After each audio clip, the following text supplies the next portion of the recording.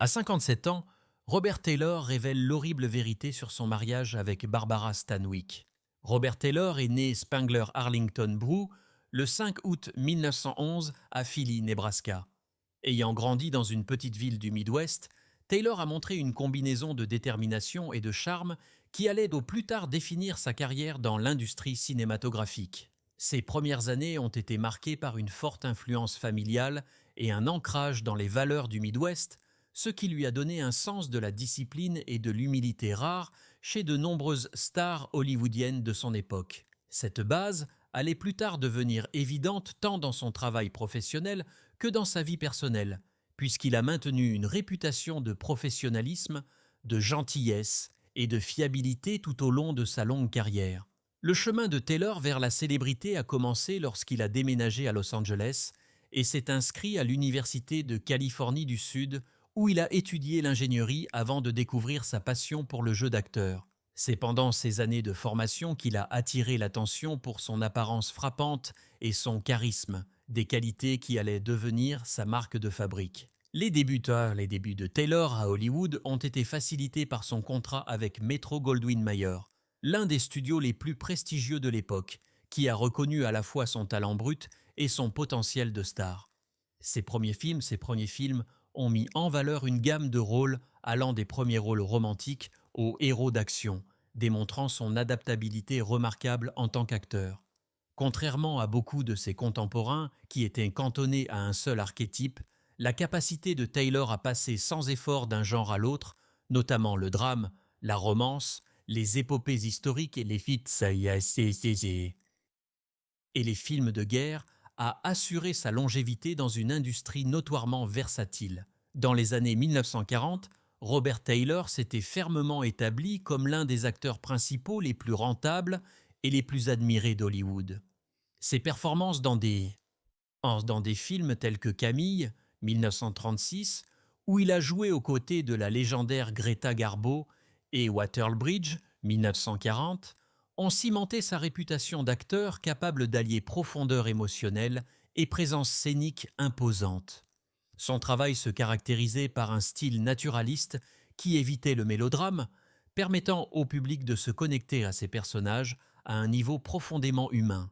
La capacité de Taylor à transmettre la vulnérabilité, la force morale et une intensité tranquille le distinguaient des autres stars de l'époque et a contribué à son attrait durable. De plus, ses collaborations avec des réalisateurs et des acteurs emblématiques de l'âge d'or d'Hollywood reflétaient à la fois son prestige professionnel et sa volonté de se remettre continuellement en question avec des rôles divers et exigeants. Au fur et à mesure de l'évolution de l'industrie cinématographique, Taylor a fait preuve d'une impressionnante capacité de réinvention.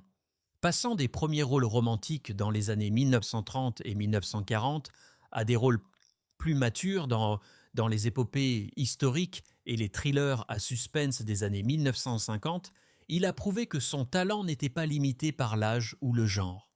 Des œuvres notables telles que Quo Vadis, 1951, et Ivanhoe, 1952, ont mis en valeur sa capacité à incarner des figures héroïques avec gravité, tandis que des films comme The House of the Seven Hawks, 1959, reflétaient son adaptation au nouveau style cinématographique. Même lorsque la télévision est devenue un média dominant, Taylor a réussi à gérer ce changement, saisissant les occasions d'atteindre de nouveaux publics sans compromettre les normes d'excellence qu'il avait établies dans le cinéma. Après une fréquentation assidue pendant 3 ans, Robert Taylor a épousé la célèbre actrice Barbara Stanwyck le 14 mai 1939 lors d'une cérémonie discrète mais élégante à San Diego, en Californie. Leur union a attiré l'attention de la presse hollywoodienne et du public, car Taylor et Stanwyck étaient tous deux des stars établies au sommet de leur gloire. Admirés pour leur talent, leur présence à l'écran et leur personnalité glamour. Le mariage lui-même était un mélange de sophistication hollywoodienne et d'intimité personnelle, avec un nombre restreint d'amis proches et de confidents présents. Parmi les plus remarquables, il y avait Marianne Marks, la femme du comédien Zeppo Marx des célèbres Marx Brothers, qui se tenait fièrement comme demoiselle d'honneur de Stanwyck. Sa présence a ajouté une touche de camaraderie hollywoodienne à la cérémonie, soulignant le réseau étroit d'amitié et d'alliances au sein de l'industrie cinématographique à cette époque. Du côté de Taylor, le rôle de témoin a été confié à Buck Mack, un artiste de vaudeville qui était depuis longtemps un ami proche, un confident et un assistant personnel de Stanwyck. Mack était également de la famille, car il avait épousé la sœur de Stanwyck, Millie, faisant de lui une figure paternelle de substitution dans la vie de Barbara et soulignant l'importance de la confiance et de la loyauté en cette occasion mémorable. Malgré leur apparence glamour de l'un des couples dorés d'Hollywood, le mariage entre Taylor et Stanwyck s'est avéré complexe et non sans difficulté. Leur union a duré près de 12 ans au cours desquels ils ont essayé de concilier leur carrière exigeante avec leur vie personnelle. Vivre sous la surveillance constante des chroniqueurs de potins hollywoodiens mettait souvent leur relation à rude épreuve. Néanmoins, leur foyer était partagé avec Anthony Tonidian, le fils adoptif de Stanwyck issu de son précédent mariage avec l'acteur Frank Fay. Tony faisait partie intégrante de leur vie pendant le mariage, et Taylor a assumé son rôle de beau-père, prodiguant conseils et soutien au sein d'un foyer dominé par les horaires de tournage et les attentes du public. Cependant, la relation du couple a fini par s'effondrer et, après des années de tension et de séparation, Stanwyck a demandé le divorce en février 1951, mettant fin à l'un des mariages les plus discutés de Hollywood à cette époque.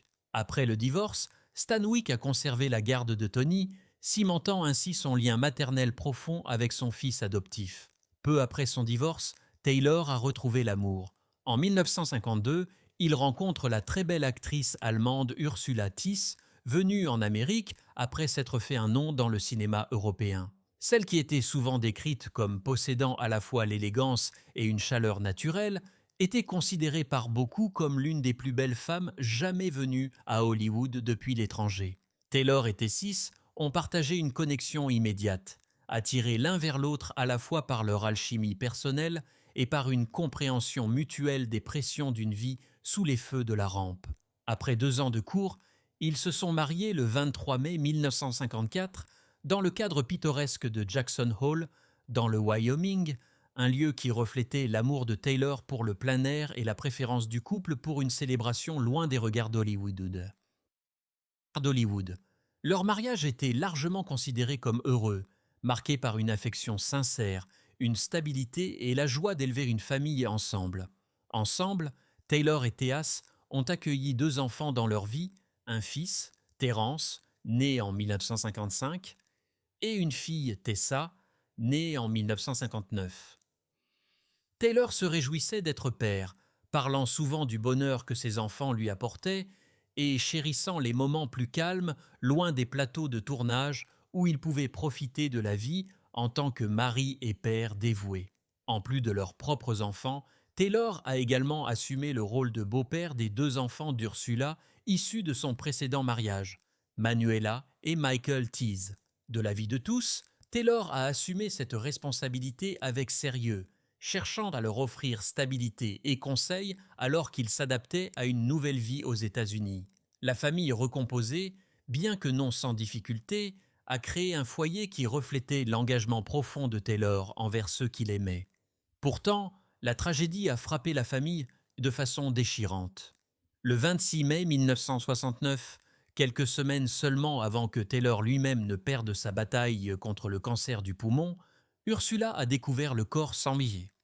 Le corps sans vie de son fils, Michael Thiess, dans une chambre de motel de West Los Angeles. Michael, qui avait lutté contre des démons personnels pendant une grande partie de sa vie, est décédé d'une overdose de drogue, mettant fin à une vie marquée par la tourmente et l'instabilité. Le chagrin a été aggravé par le fait que Michael venait d'être libéré d'un hôpital psychiatrique où il avait passé du temps à tenter de se remettre de ses difficultés. Les difficultés de Michael étaient de longue date. Dès 1964, il avait été envoyé dans une maison de correction après un incident profondément troublant au cours duquel il avait tenté d'empoisonner son père avec de l'insecticide. Ces luttes brossent le portrait d'un jeune homme pris au piège dans des cycles de douleur et d'instabilité qui ont apporté du chagrin non seulement à sa mère, mais aussi à Taylor, qui avait essayé d'être une présence directrice dans la vie de son beau-fils. La tragédie de la mort de Michael, survenant si près du décès de Taylor, a ajouté une couche supplémentaire de tristesse au dernier chapitre de la vie de Robert Taylor. À l'âge de 57 ans, Robert Taylor, alors un vétéran chevronné d'Hollywood, aux cheveux argentés mais toujours d'une beauté saisissante, a choqué de nombreux admirateurs lorsqu'il a choisi de parler ouvertement de son mariage turbulent et compliqué avec Barbara Stanwyck. Pendant des années, les deux ont été l'un des couples les plus glamour d'Hollywood. Leurs photos ont fait la une des magazines de cinéma et des journaux, créant l'illusion d'une romance de conte de fées. Mais lorsque Taylor a regardé en arrière, ses réflexions n'étaient pas dorées de nostalgie. Au lieu de cela, il a brossé le portrait d'une union loin d'être parfaite, la qualifiant parfois d'émotionnellement étouffante et profondément troublante. Les gens pensaient que Barbara et moi avions le mariage de rêve, a confessé Taylor, la voix basse et presque lasse. Mais la vérité est que tout n'était pas amour et rose. C'était autre chose, quelque chose de bien moins joli. Taylor, qui avait été choisi par la MGM comme l'incarnation de l'acteur principal grand, brun et beau, avait longtemps vécu sous l'œil vigilant de la presse. Son mariage avec Stanwyck en 1939 n'avait fait qu'intensifier cette surveillance. Elle était déjà une star importante, une femme d'une force et d'une indépendance formidables, alors qu'il était encore en train de trouver sa place dans le système des studios. Rétrospectivement, Taylor a admis que ce déséquilibre avait donné le ton à une grande partie de leur relation. Barbara était la plus grande star lorsque nous nous sommes mariés, a-t-il déclaré sans détour. Elle était puissante, respectée et savait comment gérer sa carrière d'une main de fer. Moi, en revanche, j'étais encore en train d'être façonné par la MGM. Et cette différence, elle s'est répercutée sur notre mariage d'une manière que les étrangers ne pouvaient pas voir. Il a ensuite décrit le côté domestique de leur union comme quelque chose de loin d'être harmonieux.